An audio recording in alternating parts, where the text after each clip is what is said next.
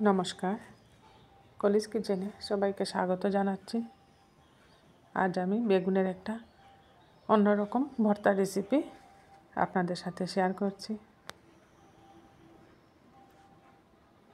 এখানে আমি 3টে বেগুন নিয়েছি।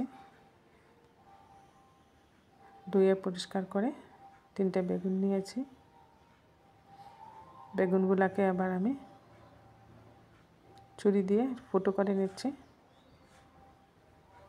এগুলা যে সময় গ্যাসে পোড়াবো তখন বেগুনগুলো ফাটবে না, এর জন্য ছুরি দিয়ে আমি ভালোভাবে 3টা বেগুনকে বেশ কয়েকবার এভাবে খুঁচিয়ে ফুটো করে নিচ্ছি। এতে পোড়ানোর সময় গ্যাসটা বেরিয়ে যাবে আর বেগুনটাও ফাটবে না। সবটি বেগুনকে আমি ফুটো করে নিলাম। এবার হাতে একটু সরষের তেল লাগিয়ে বেগুনের গায়ে মাখিয়ে দিচ্ছি। এভাবে তেল লাগিয়ে বেগুন পোড়ানোর সময় পোড়ালে বেগুন থেকে ছিলকাটা সহজে আলাদা করা যায়, এর জন্য তেল লাগিয়ে নিলাম। আমি গ্যাস জ্বালিয়ে গ্যাসের মধ্যে পোড়াবো। আমি এখানে কোনো স্টিলের নেটযুক্ত কোনো ছাঁকনি ব্যবহার করছি না, আমি ডাইরেক্টই পোড়াচ্ছি গ্যাসের মধ্যে। ডাইরেক্ট পোড়ানো যায়, কোনো অসুবিধা হয় না, ছাঁকনি ছাড়াও পোড়ানো যায়। এইভাবে গ্যাসের হিটটা ফুল রেখে ঘুরিয়ে আমি বেগুনগুলো পুড়িয়ে নিচ্ছি। বেগুন পোড়ানোর সময় খেয়াল রাখতে হবে, প্রথমে বেগুনের বুটটার দিকটা পোড়াতে হবে। এই দিকটা শক্ত থাকে, এই দিকটা আগে পুড়িয়ে নিতে হয়। এবার আমি চাকু দিয়ে দেখে নিচ্ছি নরম হয়েছে কিনা।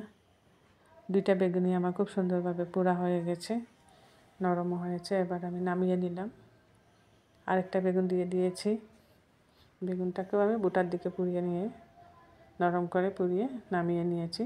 যে 3টা বেগুন আমি খুব সুন্দরভাবে গ্যাসের মধ্যে পুড়িয়ে নিলাম।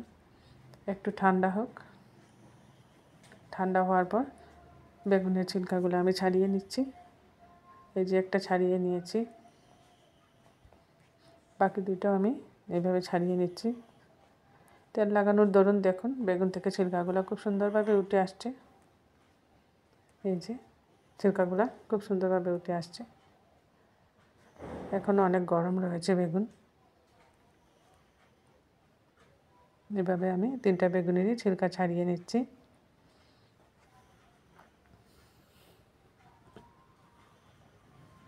খুব সুন্দরভাবে ছিলকাগুলো ছেড়ে আসছে। 3টা বেগুনের ছিলকা ছাড়িয়ে নিয়েছি। এবার চাকু দিয়ে মধ্যে কেটে দেখে নিচ্ছি পোকা টোকা আছে কি না। এই বেগুনগুলোতে বেশি পোকা হয় না, খুব ভালো বেগুন, আর পোড়াতেও বেশি সময় লাগে না। একদম নরমভাবে পোড়া হয়েছে বেগুনগুলো, কোনো পোকা নেই বেগুনের মধ্যে।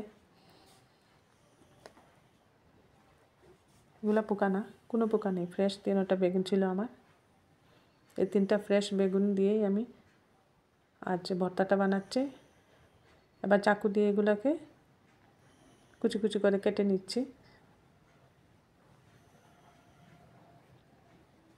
একদম নরম হয়ে গেছে বেগুনগুলো, খুব সুন্দরভাবে পোড়া হয়েছে। 3টা বেগুনকে এভাবে আমি চাকু দিয়ে ছোটো পিস করে কেটে নিলাম।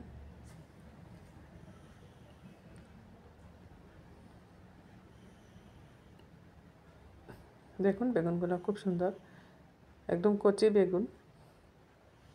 এবার গ্যাস জ্বালিয়ে কড়াই বসিয়ে দিয়েছি। এর মধ্যে দিয়ে দিচ্ছি সরষের তেল। এখানে 2 থেকে 3 চামচের মতো সরষের তেল হবে দিয়ে দিয়েছি আমি কড়াইতে। তেলটা একটু গরম হয়ে যাওয়ার পর এর মধ্যে আমি পেঁয়াজ দিয়ে দেব।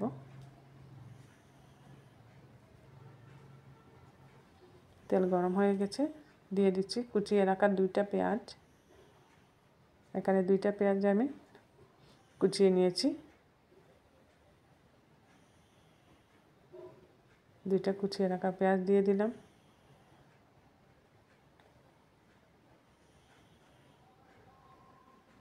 পেঁয়াজগুলোকে একটু হালকা ফ্রাই করে নেব। পেঁয়াজের কালারটা একটু চেঞ্জ হয়ে যাক, এতটুকুই ফ্রাই করব যাতে কালারটা চেঞ্জ হয়ে যায়। পেঁয়াজটাকে আমি ফ্রাই করছি, দেখুন পেঁয়াজটার কালারও চেঞ্জ হয়ে আসছে। বেশি ভাজা ভাজা করতে হবে না পেঁয়াজটাকে।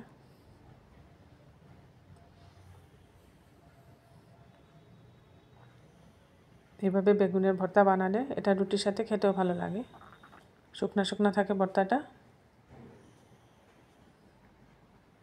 পেঁয়াজটা খুব সুন্দর ভাজা হয়ে গেছে, দিয়ে দিচ্ছি কেটে রাখা টমেটো। এখানে আমি একটা বড় সাইজের টমেটো নিয়েছি। টমেটো কুচিটা দিয়ে পরিমাণ মতো লবণ দিয়ে দিচ্ছি। টমেটোটা একটু নরম হয়ে যাবে, তার জন্য আমি একটু ঢাকা দিয়ে দিচ্ছি।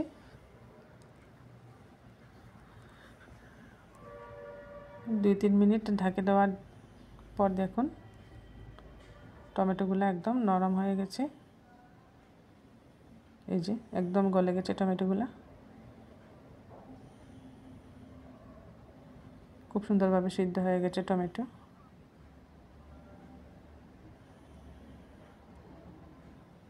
এর মধ্যে আবার আমি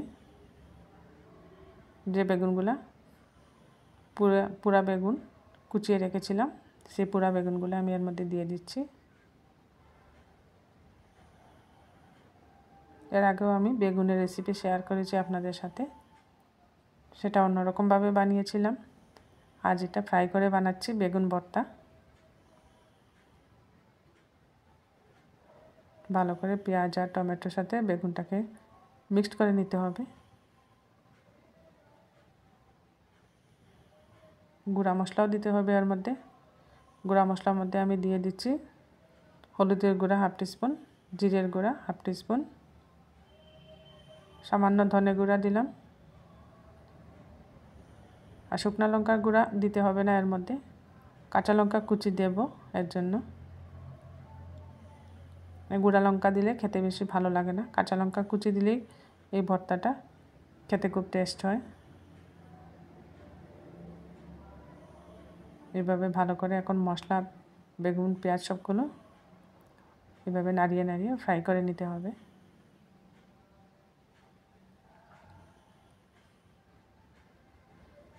খুব সুন্দরভাবে ফ্রাই হচ্ছে। এখানে 3টে কাঁচা লঙ্কা আমি কুচিয়ে রেখেছিলাম, এই 3টে কুচানো কাঁচা লঙ্কা দিয়ে দিলাম। লবণ তো আমি আগেই দিয়ে দিয়েছি, এখন আর লবণ দিতে হবে না। নাড়াতে হবে, খুব ভালো করে নাড়াতে হবে। যত বেশি নাড়ানো যাবে বেগুনের মধ্যে যে জল আছে এগুলো সব শুকিয়ে যাবে।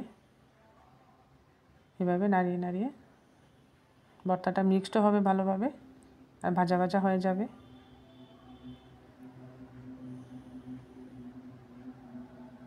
এই রেসিপিটা বানিয়ে 2 দিন রেখেও খাওয়া যায়, যেহেতু এর মধ্যে কোনো জল ব্যবহার হয় নাই এর জন্য।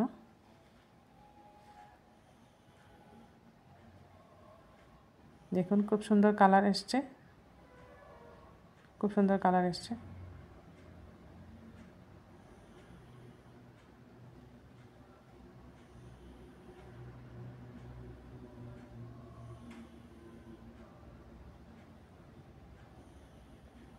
আরও একবার আমি এইভাবে নাড়িয়ে দিচ্ছি।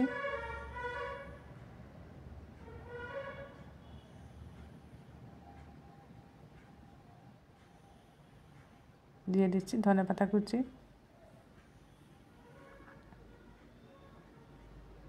ধনেপাতা কুচি দিয়েও আমি একবার মিক্সড করে নেব। এই যে কড়াই থেকে দেখুন ছেড়ে ছেড়ে আসছে ভর্তাটা, তখনই বুঝতে হবে ভর্তাটা তৈরি হয়ে গেছে।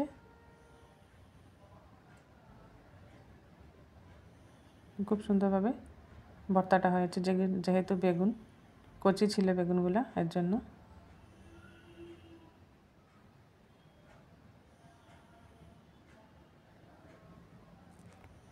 তৈরি হয়ে গেল আমার বেগুন ভর্তা। আপনারা একবার আমার মতো করে এইভাবে বেগুনের ভর্তা বানিয়ে খাবেন।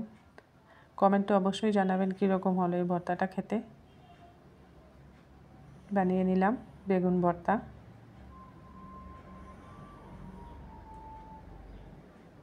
আজ আমাদের রোববারের দুপুরে মেনুতে ছিল বেগুন ভর্তা, স্যালাড, মেথি শাক আলু দিয়ে,